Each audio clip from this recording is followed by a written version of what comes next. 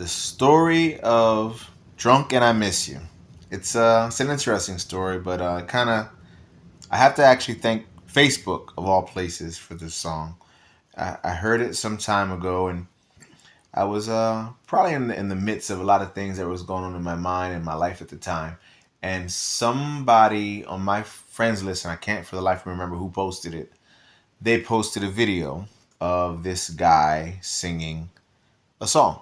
It wasn't a very good performance of the song, but I could hear the melody and what the guy was saying, and I thought it was a very cool concept. So I went and I started to search for this song. I saw the artist name that she put, and I couldn't figure out I couldn't find the song.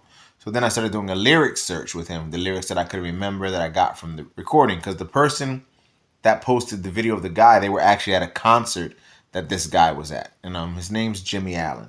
So once I was able to find the song, of course I fell in love with it, and I was listening to it over and over and over and over and over and over, and I was like, man, this is a really cool song.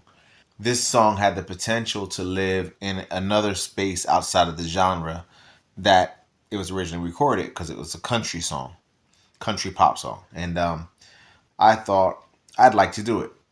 Now, when I decided I wanted to do it, I had no idea who I was going to sing it with, because the song is a duet, and I could have, maybe turned it into, just did it myself. But I thought the dynamic of the two people in that record, feeling these same things, I thought it was important to not just make it, a solo and like have me do both parts or whatever. So I started in my mind going over all these potential girls that I could sing this song with. And as I said their names and thought about them, and some people I've tried to collaborate with in the past, and they either didn't get my vision, they didn't understand, or, timing, distance, because I live a little far from certain people, it never really lined up right. And speaking of far, this will be funny later. I was on Facebook one day, and there is Vera on a live. And when she was singing, the light bulb went off, and I said, that voice works for this song.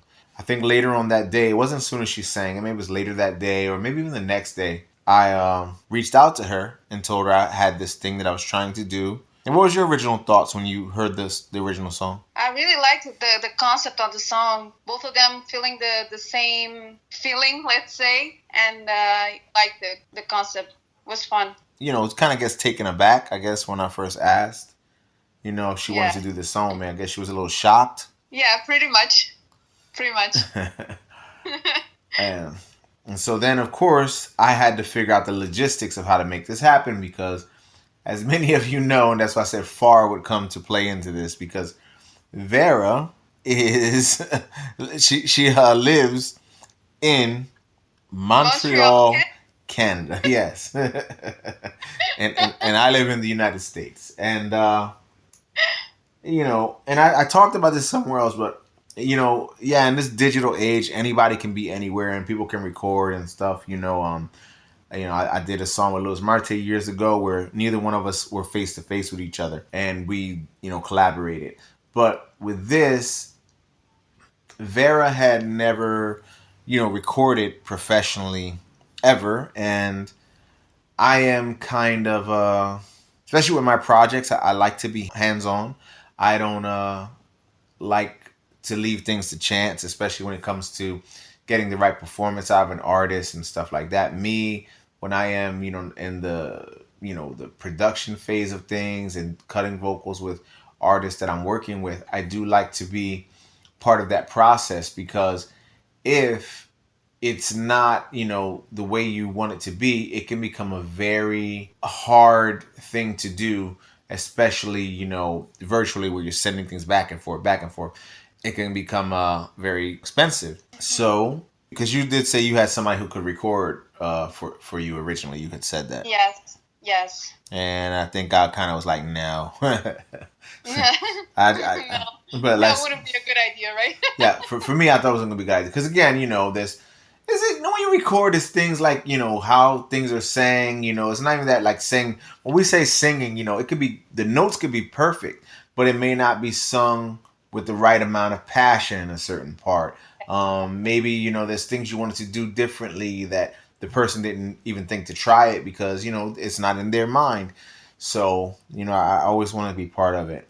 So had to devise this great plan to get her to the States to be able to record this. And, you know, we pulled it off. But it was an adventure. yeah, it was an adventure, right? Now the song, you know, it was, like I said, it was written by some other people. Um, but I had to make new lyrics for some parts of the song because it had the original lyrics would not connect with a broader audience outside of the country world, because in the original song he talks about a particular type of drink. He also names a musician in the song that would have just kind of not meant anything to any of my listeners, let alone like a lot of people who listen to pop music. It was that obscure, and I had never heard the songs before, even though I did look them up later when he did say it was like a song by a guy named Ray Montaigne, I believe. But it would mean nothing to my audience. I had to find something that people who listen to Jenaro and our type of people from, you know, our world would be able to hear the lyrics and, you know, connect to it. So I did change a few things, and that was my contribution. So I did want to say that again before I forgot, because I thought it was pretty important. It sounds actually much better, though, I find. Well, thank you. I guess and it was funny how I came up with that line, but one of the lines that got changed is when I say some cover singer sang the Cyndi Lauper thing. I put that in there, you know. And that's a song I really like, you know, and I put that in there because I thought it was pretty cool to use the time after time reference and stuff like that. So I did that. This is CPR's Clubhouse Freestyle Universe with CPR, Jose Ortiz, the Final Assassin, DJ Cliff Pot, and the Duchess, Cheryl Rodriguez. But yeah, so back to getting to the States, you know, the Mission Impossible, you know, you can cue the music here if you want, the Mission Impossible theme. But we kind of looked at her schedule, her work schedule, what could work, what day was probably going to be the best. You know, she was a little nervous because she'd never been to the States before. And, you know, we're not going to get into the whole technical side of getting her here with, like, paperwork and stuff like that. But there's some things she had to do on her end to make sure she can get into the States pretty seamlessly and stuff like that. So we did that. And it was kind of a, you know, like I said, it was an interesting adventure. But we got her here, got her to Polygon Studios with Rob Federici, which most of you already know. That's my brother. I record with him for almost anything or involve him in so much of my musical creations. And you can talk a little bit about what you thought about, you know, the experience and getting there, seeing it, you know. I was kind of nervous in the beginning, of course. It was my first experience. Like, I never did this in my life. But it was amazing. Like, right away, you and Rob got me comfortable. Like, you guys told me right away, be you, just sing, just don't think about anything. And for real, it was amazing. I loved the experience. It was just amazing people. Like, you guys really rock, and I loved it. I loved it, absolutely. How did you feel? I know this is the story of, but I'm going to ask this. How did you feel the first time the music came through the speakers and your voice came out with it, and you got to kind of hear that coming together? What was your first thoughts? Because again, this was your first time, so I'm curious about it.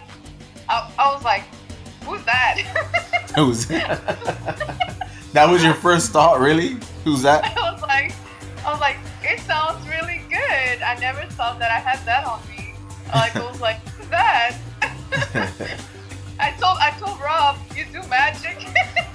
And what did he say? What did he say back? Oh God. He said, no, that's just you. That's right. I always tell her, that's just you. See, I remember that. So, you know, no, but it was really cool. You know, we got to do and I skipped ahead a little bit again, but I did work on the music without you. I had taken another trip originally, and I went and I produced the music with Rob. I believe um, after one of my performances or en route to a performance or something, I recorded the music and I had sent that to you.